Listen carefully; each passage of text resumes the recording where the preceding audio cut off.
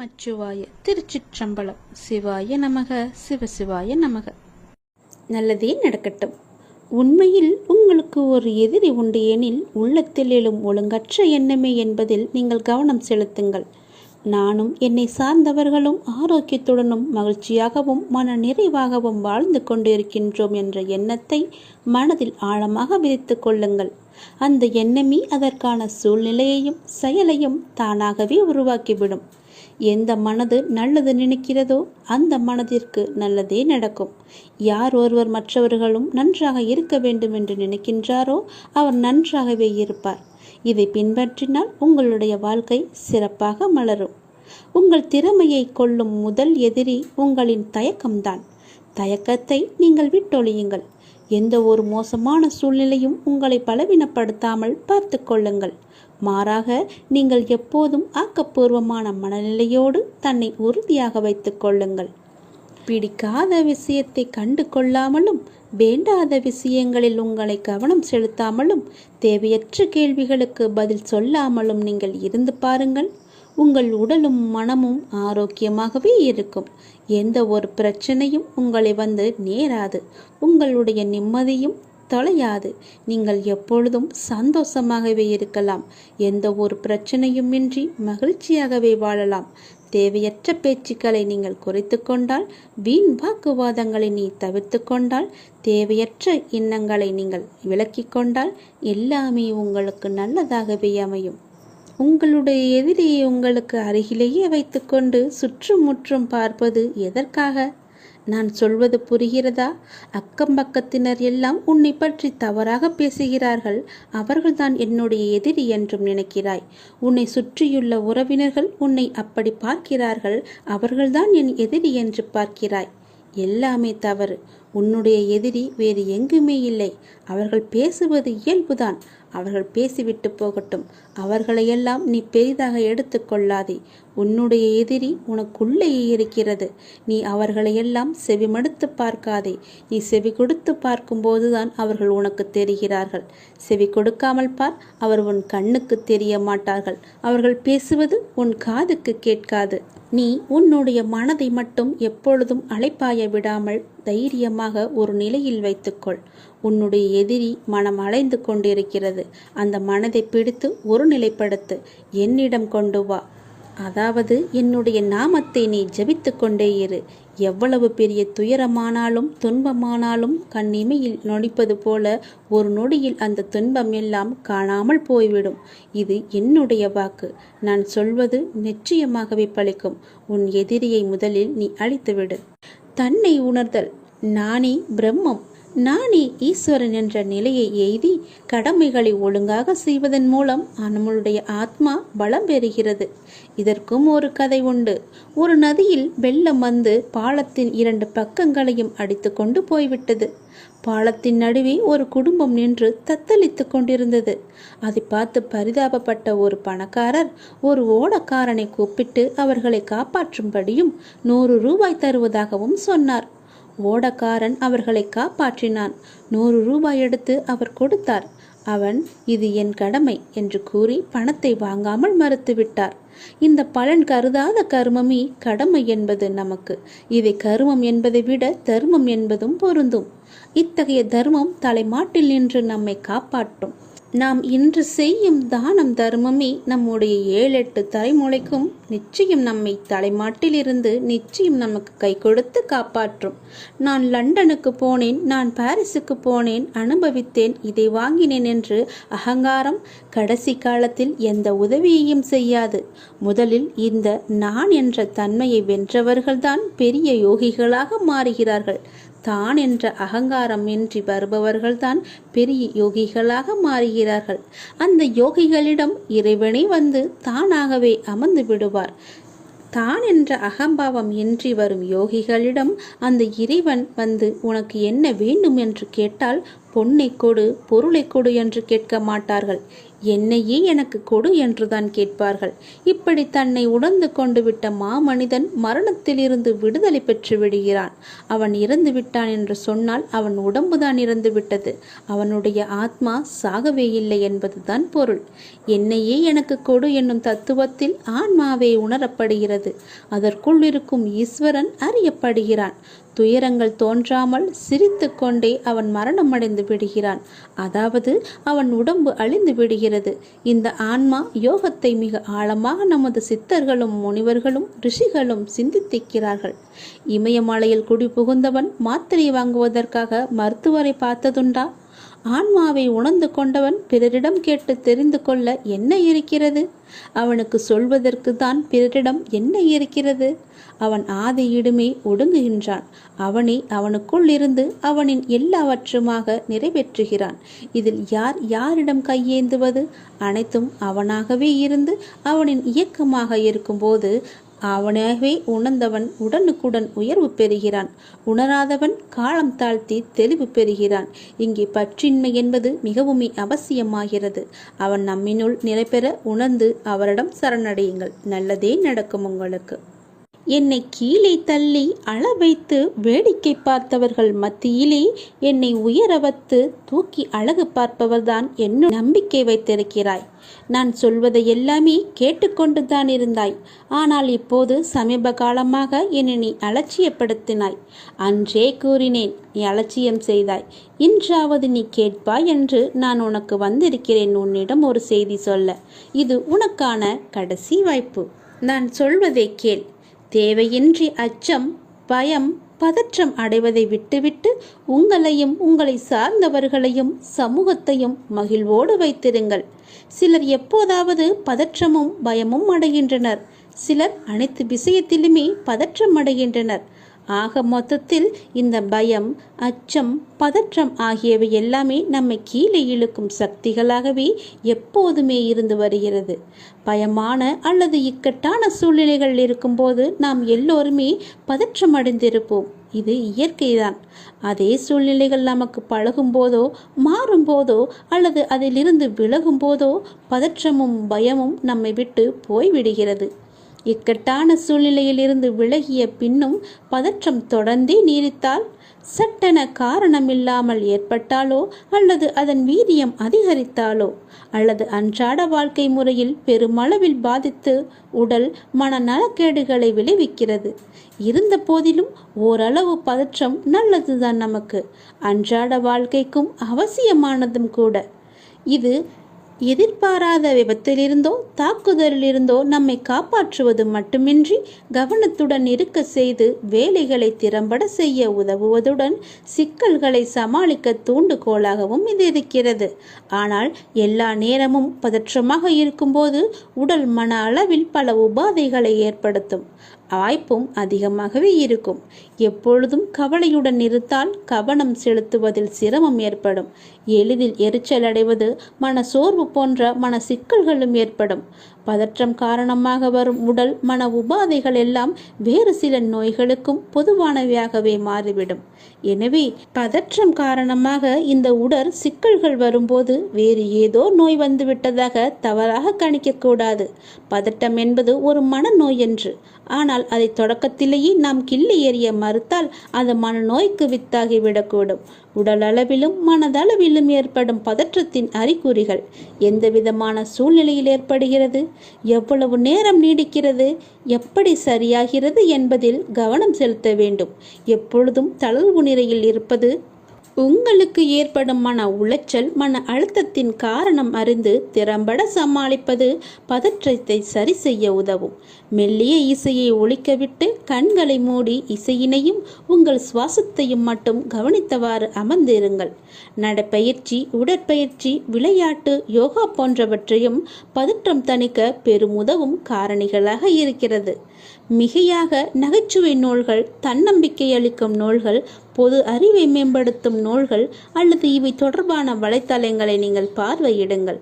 பதற்றம் தொடர்ந்து அதிகமாக இருந்தால் நீங்கள் மருத்துவரை சென்று அணுகக்கூட நேரிடும். மருத்துவர்கள் தவிர மனத்தத்துவ மருத்துவரையும் அணுகி ஆலோசனை பெறுங்கள். இல்லையென்றால் நான் சொல்வதை நீங்கள் கேட்டு அதன்படி நடந்து கொள்ளுங்கள். என்னை நீ அலட்சியம் செய்கிறாய், அதனால்தான் இவ்வளவும் உனக்கு. இன்றாவது நீ கேள், நான் சொல்வது போல செய். இதுதான் உனக்கான கடைசி வாய்ப்பாக நான் சொல்கிறேன். இன்றோடு உன் போராட்ட வாழ்வுக்கு முடிவுக்கு வந்துவிடும். நீ கவலையப்படாதே.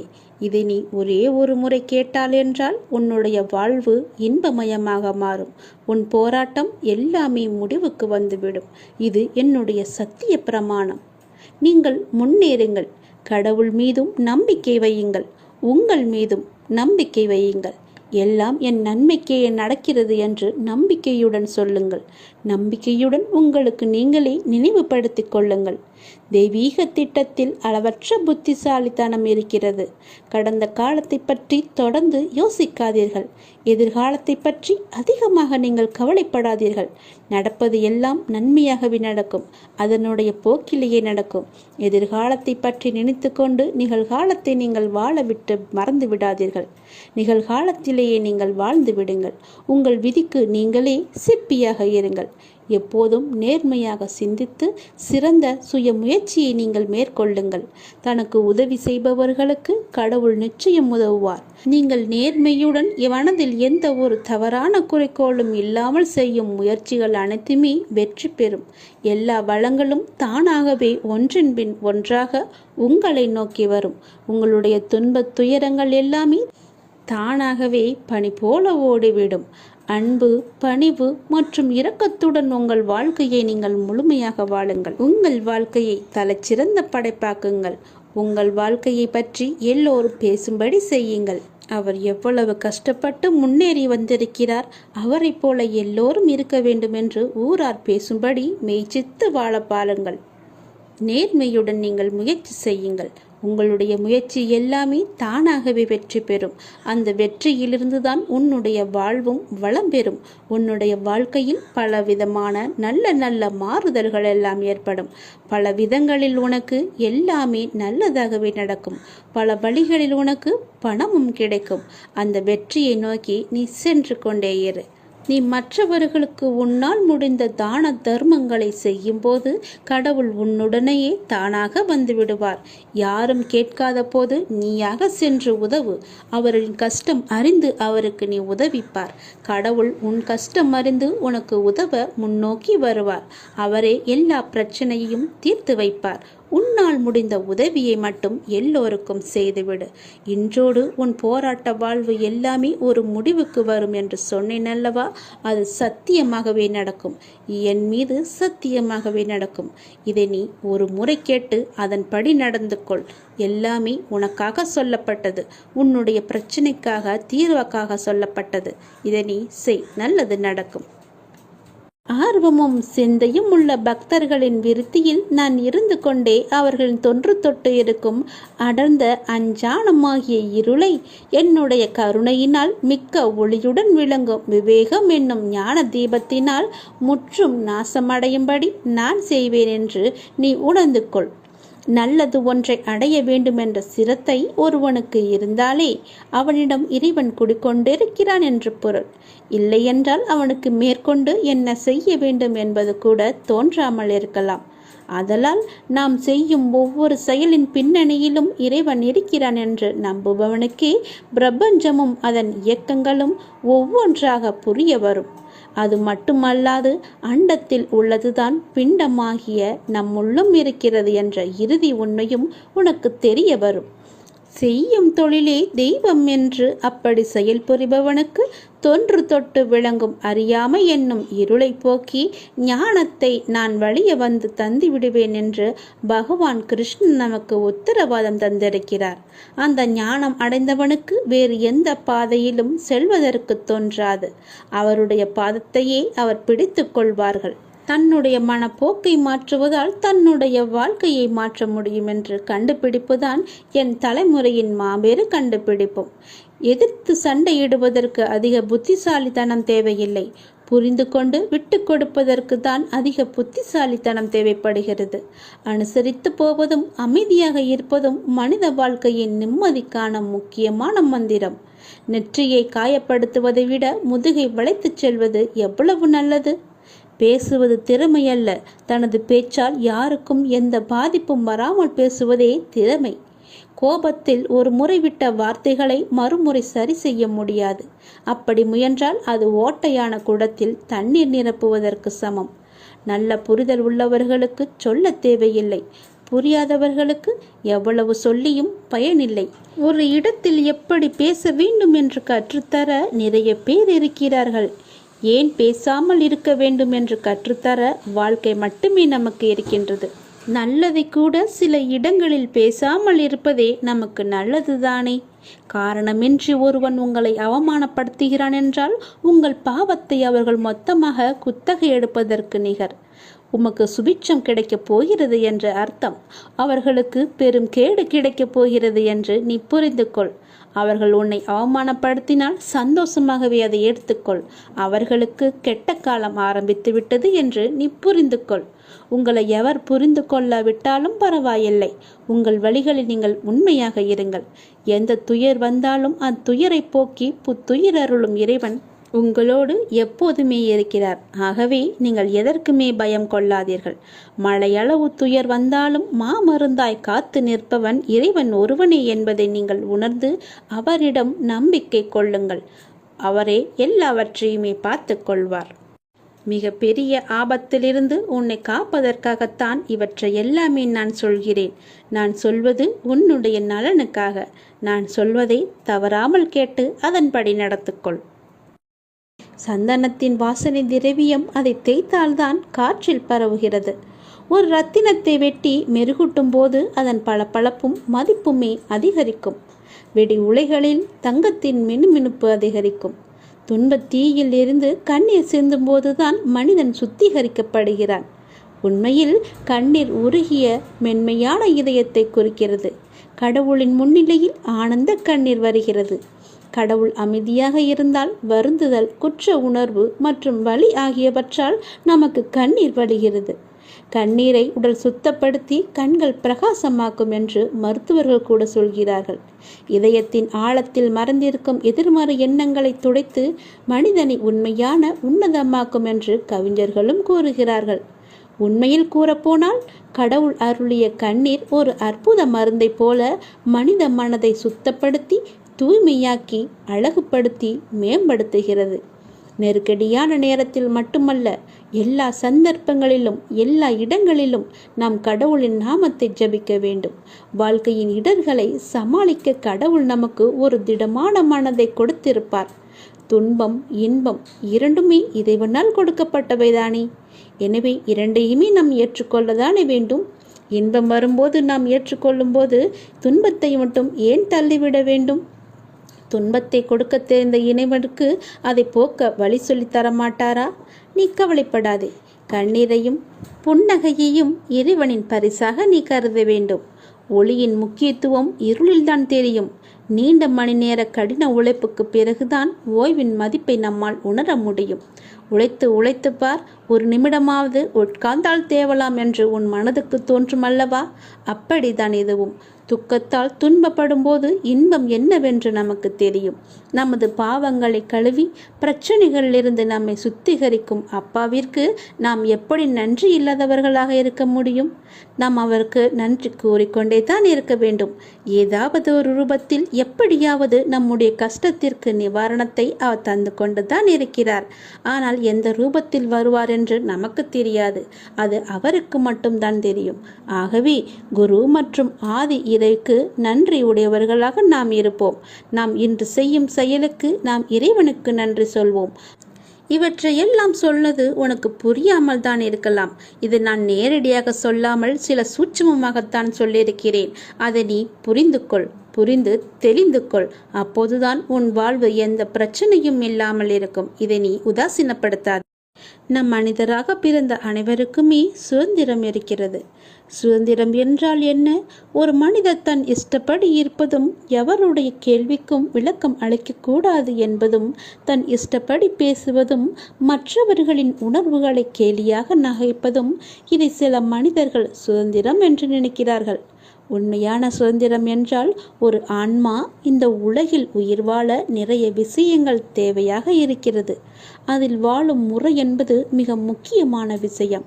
ஆன்மாவுக்கு எல்லா பக்குவங்களும் இருக்கும். ஆனால் மனித உடலில் இருக்கும் ஆன்மா வெளியில் தன்னை உணர்ந்து காட்ட மிக அதிகமான பக்குவம் தேவை. அதற்கு சுதந்திரமான முறை மட்டுமே பக்குவத்தை போதைக்கும். ஒவ்வொருவருக்கும் ஒவ்வொரு கனவுகள் இருக்கும். அதை நிறைவேற்ற தனியாக பயணிக்க நேரம், தருணம், சுதந்திரம் என்ற சிறகுகள் இருந்தால் மட்டுமே நம்மால் பயணிக்க முடியும். ஒரு குழந்தையாய் ஒரு ஆன்மா இருக்கும்போது, அது எழுந்து நடக்க பயிலும் போது பெற்றோர்கள் சொல்லிக் கொடுக்கிறார்கள். அந்த குழந்தை தன் கால்களால் முயன்று நடக்கும். அப்போது குழந்தை நடக்கட்டும் என்ற சுதந்திரத்தை கொடுப்பார்கள். அப்போது தன்னால் முயன்று எழுந்து நடக்க முடியும் என்ற எண்ணத்தில் நாளடைவில் அது இன்னும் அதிகமாக வேண்டும் என்று எண்ணுவார்கள். இதை வாங்கி தருகிறேன், அதை வாங்கி தருகிறேன் என்று கூறுவதை காட்டிலும் உன் சொந்த கால்களில் நின்று நிறைவேற்று என்று சொல்லுங்கள். உனக்கான சுதந்திரமாகவும் உனக்கான வழிகாட்டியாகவும் வருவேன் என்று எடுத்துக்காட்டாய் விளங்கும் தருணம் அது. அந்த ஆன்மா தன் சிறகுகள் மூலம் பறந்து தனக்கென்று உருவாகும் வழிகளை பார்க்கும். அப்போது நிறைய சஞ்சலங்களும் எதிர்மறை எண்ணங்களும் தோன்றும். அப்போது கலங்கரை விளக்கமாயிருக்க சில பக்குவப்பட்ட ஆன்மாக்கள் உங்களுக்கு வழிகாட்டுதல் வேண்டும். அப்படி ஒரு சமயத்தில் நீ என்னை சந்தித்தாய். ஆனால் நான் உன்னை சந்தித்து பல ஜென்மங்களாக உனக்கான தருணம் வரும் வரை உன்னிடத்தில் நான் அமைதியாக இருந்தேன். உனக்கே தெரியாமல். உனக்கென்ற ஒரு நேரமும் வந்தது. என் உயிர் குழந்தையாய் என்றுமே நீ இருந்து கொண்டே இருக்கிறாய். நீ படகில் பயணிக்கும் கடலில் என் பாதுகாப்புடன் செல்கிறாய். உனக்கென்ற சுதந்திரம், உனக்கான கனவு.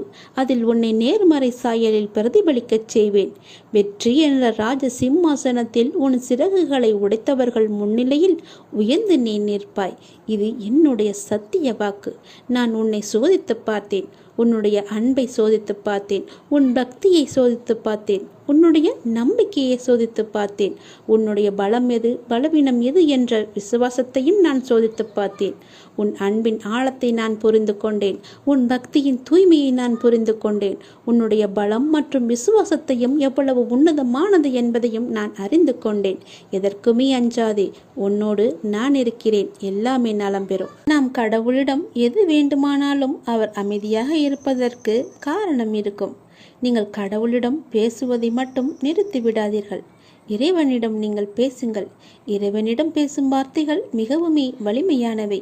இறைவனிடம் திரும்ப திரும்ப ஒரு விஷயத்தையே சொல்லும்போது அது கண்டிப்பாக நிறைவேறியே தீரும். இறைவனிடம் நீங்கள் கேட்கும் ஒவ்வொன்றையும் அவர்கள் கவனித்து கொண்டு தான் இருக்கிறார். உங்கள் பிரார்த்தனைகள் கண்டிப்பாக ஒரு நாள் நிறைவேற்றப்படும். அவருடன் பேசுவதை மட்டும் நிறுத்திவிடாதீர்கள். ஒரு விஷயம் நமக்கு நடக்க வேண்டும் என்றால் இறைவனிடம் முறையிட்டு கொண்டே இருங்கள். இது நடந்தே ஆக வேண்டும், இதை சரி செய்யுங்கள் அப்பா என்று சொல்லிக் கொண்டே இருங்கள். நிச்சயமாகவே அவர் உங்கள் பிரார்த்தனையை நிறைவேற்றி தருவார். நம்பிக்கையோடு இருங்கள். அவர் தருவார் என்ற நம்பிக்கையோடு இருங்கள். நம்பிக்கை இருந்தால் அந்த வானமும் நமக்கு வசப்படும். இந்த பிரபஞ்சத்தையே ஆளும் மிகப்பெரிய சக்தி உங்களது தேவைகளையும் கண்டிப்பாக நிறைவேற்றும். இறைவனால் நிறைவேற்ற முடியாத அளவிற்கு பெரிய பிரார்த்தனைகள் எதுவுமே கிடையாது. அவர்தான் அந்த பிரச்சனையை உருவாக்கியவர். உருவாக்கியவருக்கு பிரச்சனையை தீர்க்க தெரியாதா? உங்களுக்கு தேவையானதை கண்டிப்பாக அவர் வழங்கிக் கொண்டே இருப்பார். அதை யாராலும் தடுக்க முடியாது. இதுவரை இறைவன் கொடுத்ததற்கு இனி கொடுக்க போவதற்கும் என அனைத்துக்குமே நீங்கள் நன்றி சொல்ல வேண்டும். நன்றி சொல்ல மறவாதீர்கள். உங்களை கைப்பிடித்து வழி நடத்தி கொண்டிருக்கும் சக்தியை முழுமையாக நம்புங்கள். நீங்கள் யார் மீது ஒருவர் மீது நம்பிக்கை வைத்திருக்கிறீர்களோ அது முழுமையான தூய மனதுடன் கூடிய நம்பிக்கையாக இருக்க வேண்டும். எது செய்தாலும் அசைக்க முடியாத நம்பிக்கையாக இருக்க வேண்டும். அப்போதுதான் அவருடைய முழுமையான லீலைகள் நமக்கு தெரிய வரும். என்றுமே அது உங்களை கைவிடாது. உங்களுக்கு வேண்டியது அனைத்தும் வாரி வழங்கும். உங்களுக்கு வேண்டிய அனைத்தையும் பெற்று நீங்களும் உங்களை சார்ந்த அனைவரும் மகிழ்ச்சியோடு வாழ்வீர்கள். அதற்கு அவரே துணையாகவும் இருப்பார். நீங்கள் செய்ய வேண்டியது எல்லாம் அவரிடம் நீங்கள் தினமும் பேசிக்கொண்டே இருப்பது மட்டும்தான். என்ன அப்பா, எப்படி இருக்கிறீர்கள் என்று ஆரம்பித்து எல்லாவற்றையுமே பேசுங்கள். எல்லாவற்றிற்கும் அவர் நிச்சயம் பதில் தருவார். ஆனால் அந்த பதிலுக்கு நீங்கள் கொஞ்சம் காலம் காத்திருக்க வேண்டும். உடனடியாக நடக்க வேண்டும் என்றால் அது நடக்காது. சிறிது காலம் பொறுமையாகத்தான் இருக்க வேண்டும். இப்போது நீங்கள் செய்ய வேண்டிய மிக முக்கியமான காரியம் என்னவென்றால், உங்களுக்கான காரியங்கள் நிறைவேறப் போகும் இந்த நாட்களில் மிக பொறுமையாக இருப்பதுதான். நீங்கள் பொறுமையுடனும் நம்பிக்கையோடும் இருப்பதுதான் அவருக்கு நீங்கள் செய்யும் வழிபாடு, தொண்டு என்று கூட வைத்துக் கொள்ளலாம். அவர் உங்களிடம் வேறு எதுவுமே கேட்கவில்லை. நான் உங்களுக்கு செய்து தருகிறேன், அதற்கு பதிலாக நீங்கள் என் மீது நம்பிக்கையும் பொறுமையாக இருங்கள் என்று சொல்கிறார்.